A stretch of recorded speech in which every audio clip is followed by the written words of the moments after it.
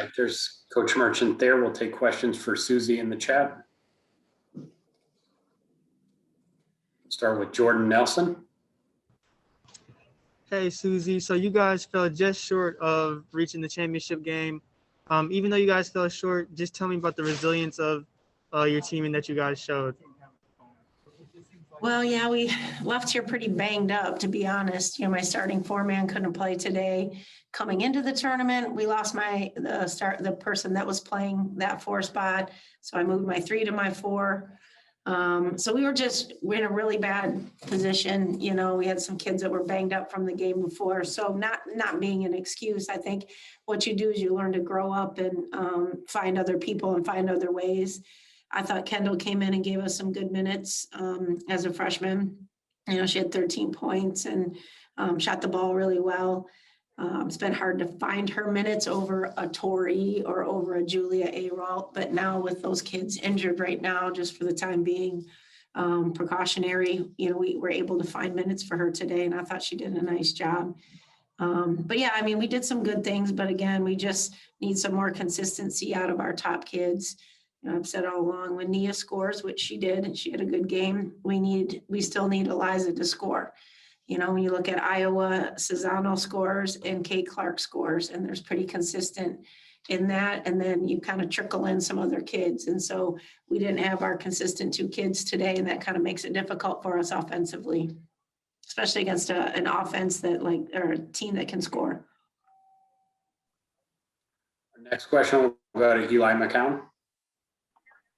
Hey, Suzy, I know this team has a lot of new faces this year compared to last year, but last year you guys dealt with a lot of injuries over the course of the season. Does that kind of help you guys? You know, today you guys were able to, keep it close throughout the majority of the game. So does that help you guys, having those injuries last year and kind of combating that this time around when you have this many injuries?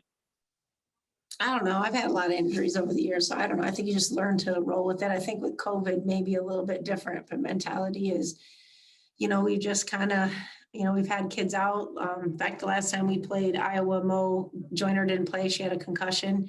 So we've had so many kids in and out and in and out. And so it's just been difficult to keep a flow. But at the same time, I think with the adjustments in our offense and some of the things that we were doing, it allowed us to still continue and move forward and become a better team. And in the past, we haven't been able to do that.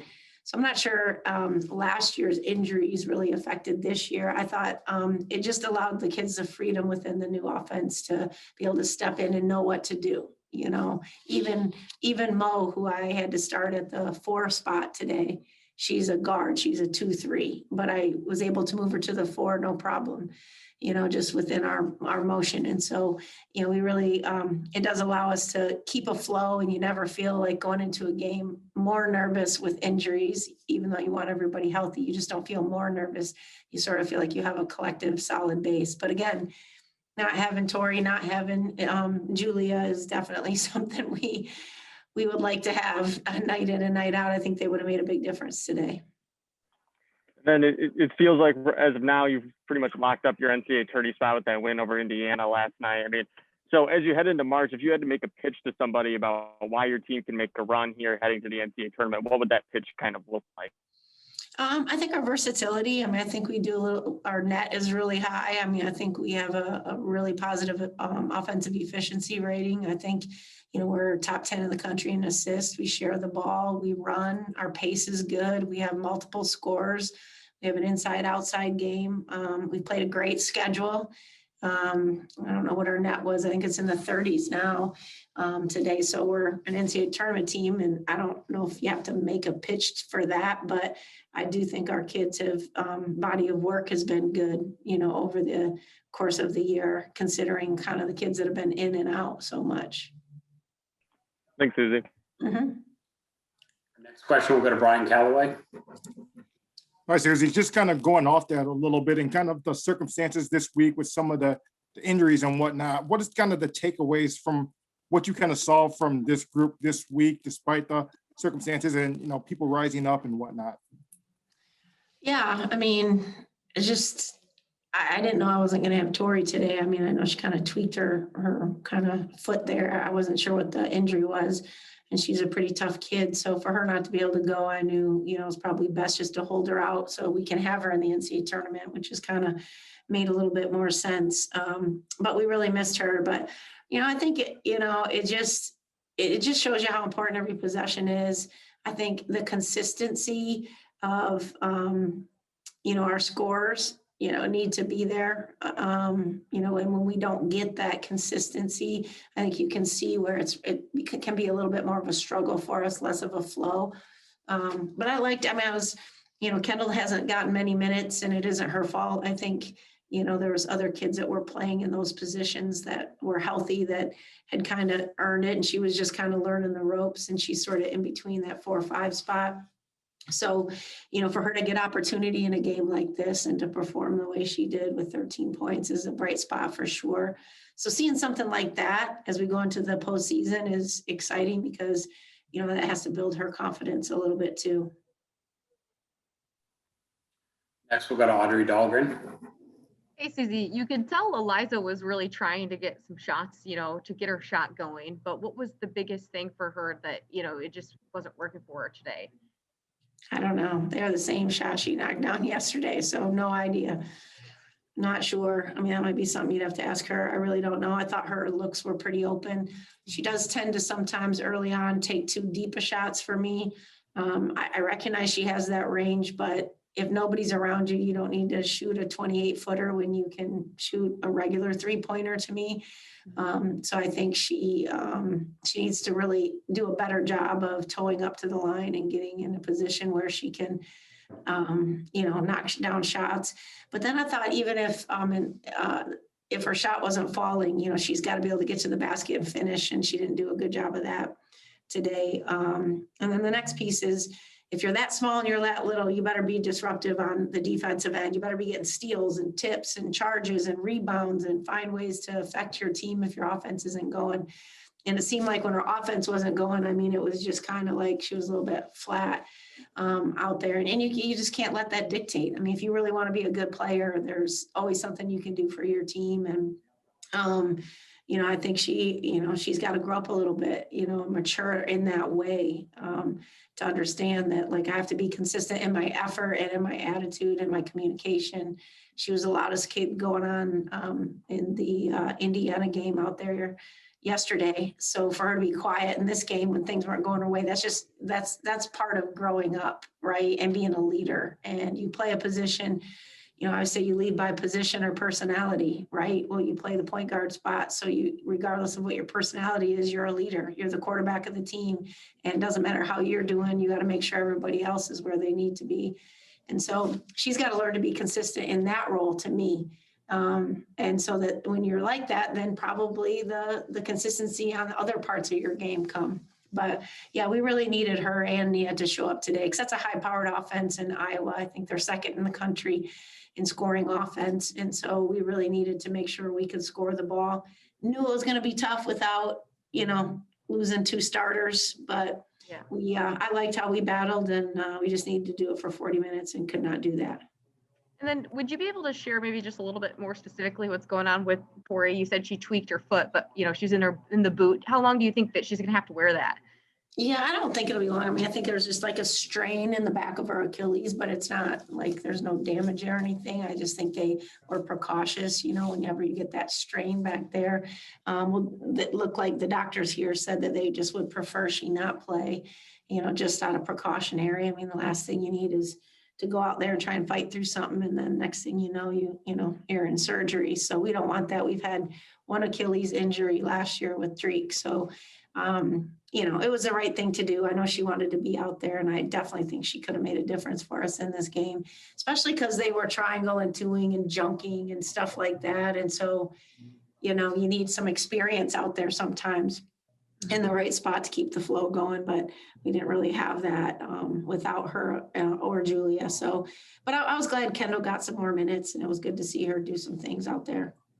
Yeah, for sure. Thank you. Mm-hmm. All right, we have 2 more questions for Coach, beginning with Tony Paul. Hey, Suzy, sorry if this was asked. I hopped on just a tad late, but what's next for you? Do you go back to East Lansing? Do you go to Texas? Or? Yeah, we'll go back to East Lansing, and then I'm not sure, I gotta wait for someone to tell me what to do. I haven't heard really what we do next, since I'm sure we'll have to get down there at some point. When that is, I'm not sure what they're doing on the women's side. I really don't know. I gotta wait for my ops person to boss us all around and tell us what to do, I guess. But I haven't heard. No, I do not know. And just the last thing, going into the tournament, obviously this is a different tournament than anything you guys have experienced before coming up. On the men's side today, you already have teams like Kansas and Virginia that had to pull out of their tournaments. How much is it talked about with your team that, you've been great all year. There's just no margin for error now as far as slipping up, giving everything that's going on elsewhere. Yeah, I'm a little nervous, Of course, then we're gonna go to a state potentially that is completely open, right? So it's like, yeesh, I'm not sure the stars were aligning in that one, but yeah, we've been talking about all year, and now's the time. I mean, this is the most important opportunity for us in the postseason, and we got to go in there with all our horses, and everybody really needs to be diligent about wearing their mask. And I know there's family members here that came and all that stuff, but we got to get these kids on a bus, get them back to East Lansing, and go back to work, and maybe a day or two to kind of breathe a little bit, and then kind of figure out on Monday night what's going to happen, and then get them back in a bubble of some kind, some kind of bubble. Next, we'll go to Bobby Zafaro. Hi, Coach Merchant. So you guys got 3 games under your belt here in the Big Ten tournament. How will playing 3 games in a tournament style kind of benefit you guys going into March Madness? Well, I just think that whole survive and advance mentality. I mean, everybody talks about that, but when you're actually an athlete and you go out there in the game, and if you don't perform, you're going home. And there's this next one, when you don't perform, you're going home for the rest of the year. It's over, so to kind of get this opportunity here to survive, advance a couple times, to be close, and then not be able to go into this championship game is frustrating. And, hopefully it's something we can think about. And if we don't want that to happen, we got to at least go down there in Texas and kind of get our minds right. And the one thing I do like, our team is really young, with the exception of Nia Clouden, who's played, for 3 years for me out there. Every kid out there is really a kind of a first year kid in terms of the minutes that they've played. Mo Joyner, you could probably throw in a little bit with Clouden, but she's a sophomore. But Liza, first year kid. Julie was a first year kid. Tori's a solid.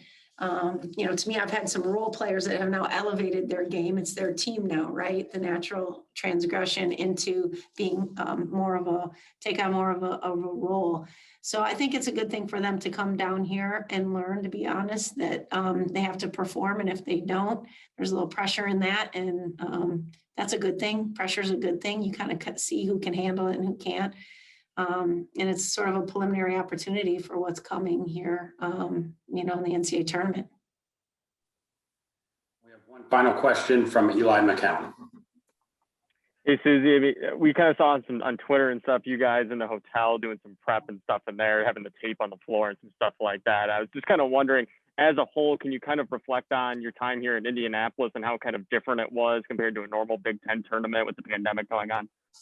Yeah, it definitely was different. I mean, there's usually so many more people around. We have the band in the hotel. When we walk out for games, there's pep rallies, there's, walking around. I mean, certainly we always have like the walkthrough. That's something we always do and whatnot. But yeah, it just was a different feel. I mean, it was pretty much I wouldn't say lockdown, but that's kind of what we did. We didn't like the girls going out and about too much. We let them take a couple walks on game days, but not too long. But for the most part, yeah, I mean, it was very different, and I think, so used to seeing like so many of our fans just in the hotel lobbies and talking to the girls and cheering us on just to get onto the bus. So it was definitely different. We missed our Spartan band. That's been hard. We love our band, and that was hard not to see them. And of course, all of our Spartan fans too. I'm kind of interested to see what the feedback, I know our men got beat in the first game, but I'd be kind of interested to see the feedback of, how the Big Ten feels and people feel about staggering, this tournament, or basically playing at the same time with a day difference, is that a good thing or a bad thing for the Big Ten? And, where do people stand on it? And, is it a good thing for our fan base or not? So I'm be interested to see how people think about that, because this is the first time we've ever been down here at the same time as the men. All right, Coach, that's all the questions we had for you today. Appreciate your time. Okay, thanks a lot. Appreciate it. Thanks, Matt. We'll be joined here by Nia Clouden and Kendall Boston.